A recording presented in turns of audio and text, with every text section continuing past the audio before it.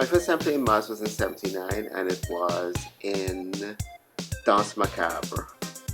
And then I came back to Trinidad after living abroad and played with Peter a few times in River, in Ship of Fools, in This Is Hell, in Pico Plat, and probably a couple other times. Yeah, it was the place to play Mass. My fondest memory actually was '79, where, you know, I was this first time masquerader, and we're at the bottom of the stage, you know, and in our section, I can't remember what the name of it was, but we had these vests. We were skeletons, kind of jumbies, and we had these vests with ribs on them, black vests. And Peter was there instructing us how to whine across the stage. my immediate instinct was, no. I ain't having this mask now. This is mine. Go away. So I done pay for it. It's mine now. This is my mask. So yeah, that's my most interesting story. I mean, Pick Up Plat was wonderful because of the wings. And no, I remember one year. I think we met opposite Whitehall. The band met opposite Whitehall, and the DJ played all this kind of carnival reference back in times music, and it was you know, it was very ritualistic around the whole idea of, you know, beginning the mass, and you know, it was just really, really powerful. But my experience of carnival is, as somebody living abroad, is you come home and you make this commitment because you're all excited. You know, it's like eating KFC. You really, really want someone, and you have your bite into it, and you say, oh. So when you reach, it's kind of like, oh God, why I come for 6 weeks? Why I take my whole vacation and come to Trinidad again this year?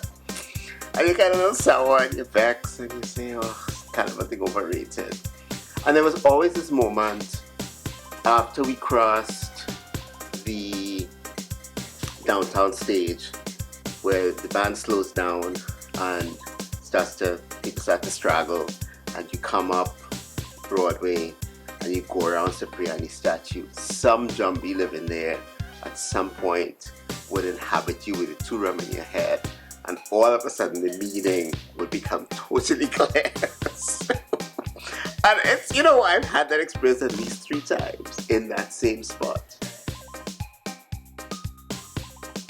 My fondest memory playing in Lost Tribe was I'd invited my friends from London to come and play with me. That was my friend Christine and Anthony, and they came to play.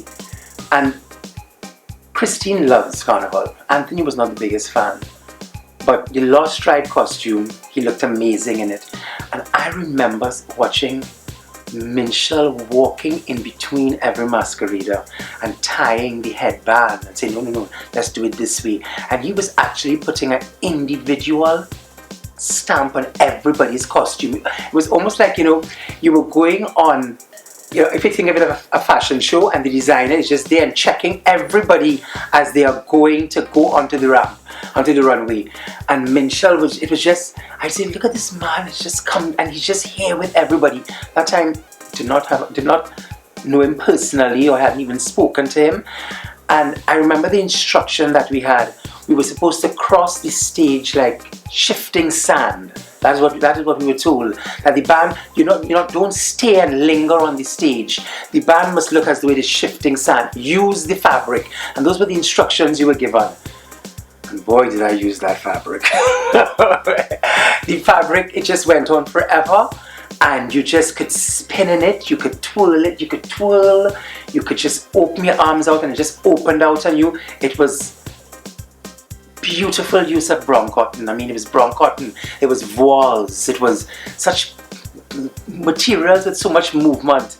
And there was even something later on in the year, some festival, something that was being celebrated in Trinidad, and they asked people if they had their carnival costumes to come back out and use it. Well, I was back out with my Lost Tribe costume, and I remember we were in Pelican, and Pelican after whatever happened around the savannah, and people were coming up and saying, this is an individual, this is an individual you played. And I'm saying, no, this is just a regular costume. And they say, this is a regular costume? Because of course, You have the other costumes there. People were still there in their whatever their carnival presentations were. And I'm in my Lost Tribe costume. And people were just saying, oh my gosh, this is just what you played? Everybody was in this? And they just couldn't understand that this is what everybody was in.